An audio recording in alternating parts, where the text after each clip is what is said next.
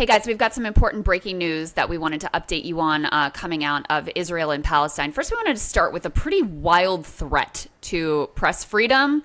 That gets thrown around a lot, but in this case, I don't know any other words to describe this. So put this up on the screen. It all started with this Israeli outlet that sort of tries to cover media bias from a pro-Israel perspective. They're called quote-unquote honest reporting, which we'll get into how the name is a bit of a misnomer. But they effectively accused the photojournalists who were able to obtain, photographs on that horrific day on October 7th of potentially being infiltrators rather than journalists. And we're talking about, freelance conflict photojournalists who were submitting photographs to the AP, to CNN, to the New York Times. And the response to this report from quote unquote honest reporting was quite something from the Israeli government. So put this up on the screen. You had Israeli government officials saying that they will eliminate these photojournalists. Let me just read the tweet here. They say, Israel's internal security agency announced they will eliminate all participants of the October 7th massacre. The photojournalists who took part in recording the assault will be added to that list. So that list for elimination, again, these are coming out from official Israeli multiple government officials using very similar rhetoric here. So incredibly chilling. I mean, terrifying. These are people who are just trying to do their job and bring to all of us evidence of what unfolded on that horrific day. Yeah, so Krystal, they have four specific people that they name here in the report. It's Hassan El-Saya, Yusuf Masood, Ali Mahmoud, and Hatem Ali. El-Saya has kind of been the poster child of this one. I will say it's a bit of a sketchy photo where he's getting kissed on the cheek by the founder of Hamas. That said, I have no idea whether he has Still any... by association, though. Well, yeah, but it's an odd thing to be doing if you are, a journalist. And he has now had ties cut with him by two people. I am not saying this man deserves to die in any way. Let's be very clear about that. And he is a freelance reporter. I don't know if he has any inside knowledge of the attack. It appears that the other ones, Yusuf Masood, Ali Mahmoud, and Hatem Ali, at least in two cases, the journalists or the outlets that have worked with them in the past as freelancers have said that they had absolutely no knowledge of the attack, that it's outrageous in order to accuse them of this. The real problem, I think, with this major report is instead of, I think, which is a legitimate story, is if you were to say, hey, this guy who works for CNN and the AP took a selfie, getting kissed on the cheek by the founder of Hamas, they straight up insinuated and not even insinuated, they said that they had advanced knowledge of the attack. And I do think that is outrageous because the Israeli government immediately came out and said that they are now legitimate targets. So, for example, like with the New York Times, what you're talking about, we can put this statement here up on the screen. They say the accusation that anyone at the New York Times had advanced knowledge of the Hamas or accompanied Hamas terrorists during the attacks is untrue and outrageous. It's reckless to make such accusations, putting our journalists on the ground in Israel and Gaza at risk. What they then claimed, though, after all of these denials from all of these reports, is one of the craziest things I've ever seen. Let's put this up there. They said they were just asking questions, which is just raising questions. That is like an internet meme in terms of throwing out crazy accusations against people and then just being like, what? I'm just asking questions. And look, okay, it's fine to ask questions, as we said, but when you declare something, especially as an Israeli outlet, that then leads to a witch hunt within Israel and also within the United States, let's be honest, because it was shared everywhere, widely, amongst a lot of pro-Israeli supporters in the U.S., they've basically greenlit these people from a governmental level and from a U.S. cover level in the media to say that they deserve to be killed. So I stand very, very strongly against that. I think it's fine if you want to be like, hey, this guy took a selfie, he got kissed on the cheek by the leader of Hamas. I agree. I think that's weird, and I think that's why the two outlets said they don't want to work with the guy anymore. And I don't think that means you have impartiality. But it's also pretty crazy to suggest that they had advanced knowledge, because Ryan Grimm was talking about this. Sometimes when you're a journalist, sketchy people contact you and they'll be like, hey, just be here at this time and this day. You'll be like, yeah, okay. you don't know what's going on. You're just like, whatever. And you show up and you're like, and if some shit is popping off, what do? You're supposed to do your job. I mean, this is like saying that people who, accompany the U.S. military, we had many people who were there, during the invasion of Iraq or whatever, had advanced knowledge of what was going to happen. No, they don't know anything. They're just told to sit and stay put. And then when stuff starts happening, they're like, okay, now you can film and put it out there. So I don't think that, I think that, especially since they straight up admit on the record that they have no evidence that these people had any advanced knowledge, and that their guilt by association, as you said, is pictures of these individuals doing their job in the midst of the attack and then greenlighting them as targets. That is outrageous. And just to put a fine point on that, so this gentleman, Gil Hoffman, who's the executive director of quote-unquote Honest Reporting and a former reporter for the Jerusalem Post, he told the AP the group had no evidence to back up their suggestion. He said he was satisfied with subsequent explanations from several of these journalists that they did not know. Quote, they were legitimate questions to be asked. And despite the name Honest Reporting, he said, we don't claim to be a news organization. So I think that clears it up for everyone here. I mean, the suggestion, too, that they had advanced knowledge. You really think Hamas, which was trying to hide this operation from the world, their own political leadership didn't know what was going on here? Their benefactors in Iran, U.S. intelligence says they were surprised and didn't know what was going on. And you think that they notified in advance Western-aligned journalists to their devious plot? Like, you have to be insane. Netanyahu claims they were completely caught off guard by it. Mm-hmm. And you think Western journalists got heads up that this was all going to unfold? Like, it's preposterous on its face. And you can't just, it's one thing asking questions. You can't just throw some stuff out there, especially in such a volatile situation. I mean, we haven't covered a lot of this because it's happening in Israel and not happening in the U.S.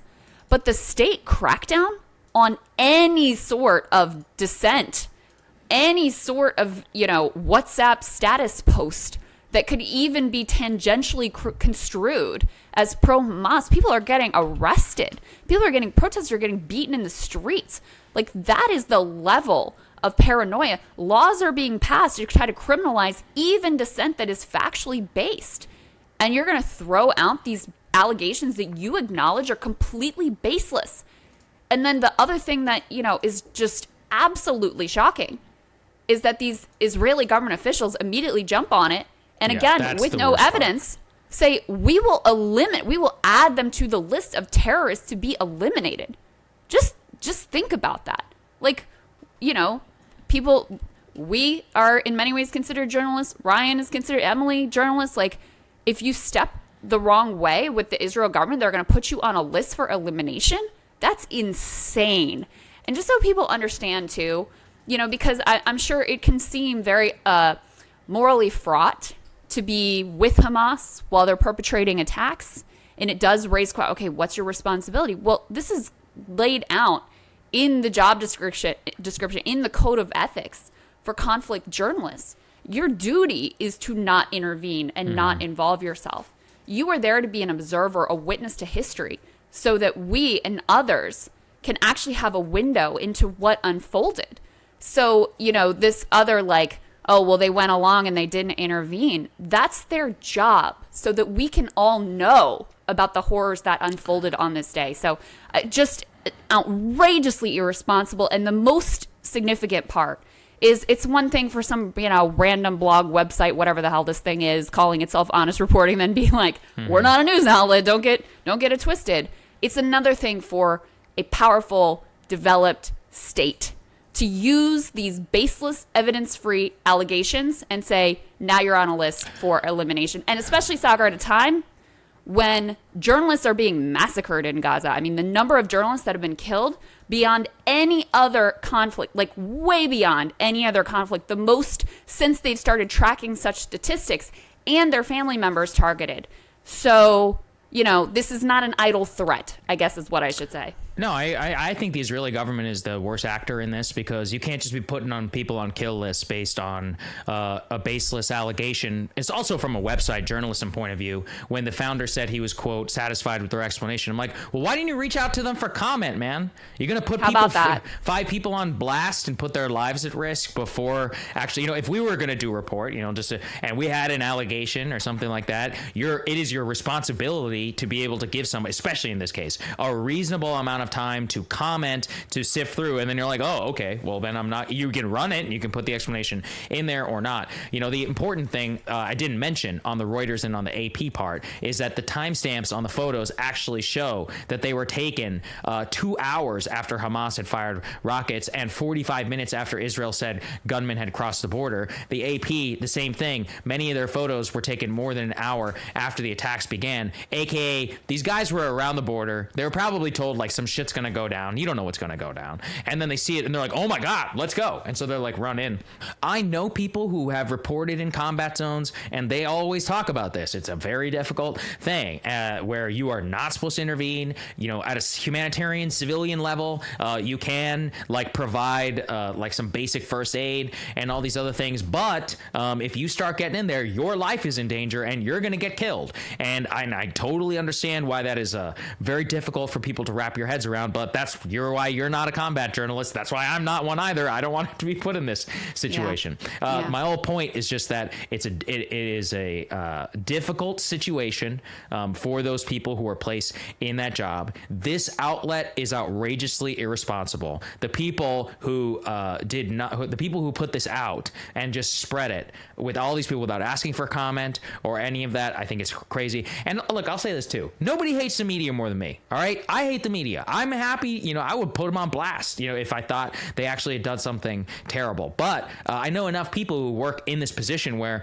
these are not, shitheads who are posting about Russiagate or something like that. If anything, they're doing the real stuff, like on the ground, taking photos of what's happening and telling us, what's happening here and airstrikes there and all of that. And like, in my opinion, if you had people who were, on the ground and just reporting the facts and all of that more, we'd be better off. So it's especially actually important to make sure that we don't just jump to situations where we're greenlighting this. And I also think the U.S. government should absolutely protest any type of action honestly, even these statements like this, if they're going to claim that there's some, the Biden administration is some paragon of protecting journalists, even though we know it's all fake. Yeah, that is a great point too. I mean, where are their words condemning this, putting photojournalist names on a list for targeting by our great ally Israel?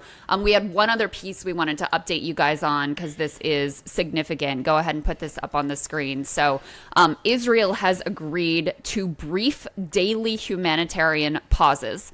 Now, I'll tell you my thoughts on humanitarian pauses in a second, but this falls short of what even the Biden administration was pushing for. They had wanted several days in order to try to facilitate negotiations on hostage release. We know actually that there was a potential deal on the table for hostages to be released, and then that was completely derailed by the ground invasion that went forward in Gaza. So these negotiations have been ongoing. That's what the U.S. was pushing for. Instead, Israel has agreed to put in place 4-hour daily humanitarian pauses in their assault in northern Gaza. The White House said Thursday, as President Joe Biden pressed Israelis for a multi-day stoppage in the fighting in that bid to negotiate the release of hostages. They go on to say that similar short-term pauses have occurred over the past several days as tens of thousands of civilians have fled southward, but Thursday's announcements appeared to be an effort to formalize and expand the process as the U.S. has pressed Israelis to take greater steps to protect civilians in Gaza.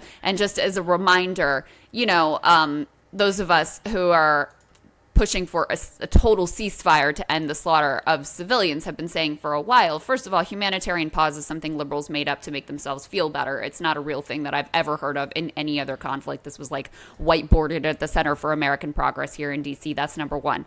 Number two, put this from Axios on the screen. Tony Blinken, when he was in Israel, directly told Netanyahu what they wanted these pauses for, and it had nothing to do with civilian relief.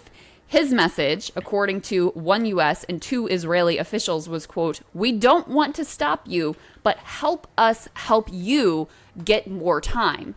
So they're trying to give Israel also some sort of a face-saving maneuver to try to lessen the pressure that is, mounting and mounting and mounting on Israel to end this, indiscriminate bombing that has been so devastating to civilians and children and the siege, etc. And they're saying, hey, if you at least did this face-saving gesture of humanitarian pauses, maybe that could buy you more time for your ground invasion and your bombing campaign. Yeah, I mean, I think it's better than nothing. I think it's better than not. I think it's a fine outcome. It's 4 hours. You can actually get more civilians out of there. If the broader conduct doesn't change, though, it's not going to have a massive impact, but it's also not the worst thing to happen. We actually saw a series of quote unquote humanitarian ceasefires happen in Syria that I recall covering at the time. They didn't have a particularly large strategic impact. Usually the defense of these things is, well, if you can agree to a humanitarian ceasefire of 4 hours, then maybe a month from now you can agree to more of a hostage negotiation type scenario. That's usually what the defense is this is like incrementalism to try to get to some sort of outcome. My interest is on what they're actually doing at this point. Where are we actually shifting to the combat operation? Because they keep saying we have encircled Gaza, we're doing this, the real fight has begun, but we haven't seen any actual major ground combat offensive begin yet, Krystal. I was looking in the last 24 hours. And so the question is with the Israelis and their military, in a certain sense, what are you waiting for in terms of the bombing and in terms of the humanitarian area? But then are we moving to the next phase of the operation or not? And I think that's where a lot of the reluctance is. They're probably very torn at the higher command, because that means that you're going to take a ton more casualties in close quarters combat. Then at the same time, you also have this hostage situation, and there's just such intense pressure, and anytime you're starting to get that close to the enemy and all that, you're obviously going to put the hostages at a greater risk. So it is.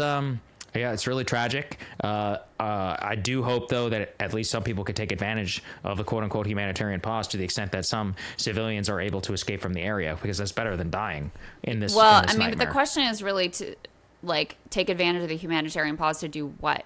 You've already had 1.5 million people displaced from their homes. Most people who were going to leave have already left, and the siege is really taking a toll. I was just reading a horrifying report about, most people are surviving on very limited brackish water that is, causing them all sorts of illnesses and disease.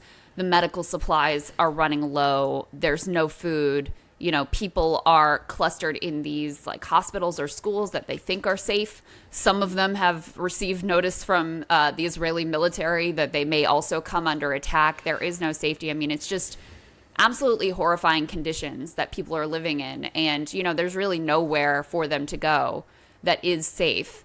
So that's why, having a few official hours break in the fighting on a daily basis. Yeah, you're right. It's better than nothing. But it also is meant in service of just being able to prolong the conflict. That's what the goal is. It's not a humanitarian goal. It's a goal. It's a PR goal to try to enable Israel to be able to sustain the bombing campaign longer, which is why I can't celebrate it as any sort of a real achievement, because we already have Tony Blinken explaining precisely what they actually want out of these humanitarian pauses, which is to allow the bombing campaign to go on indefinitely. Yeah, that's a good point. All right, we are out of time, so we will see everybody later on Monday. Thank you for premium subscribers for enabling this, and we'll see you then.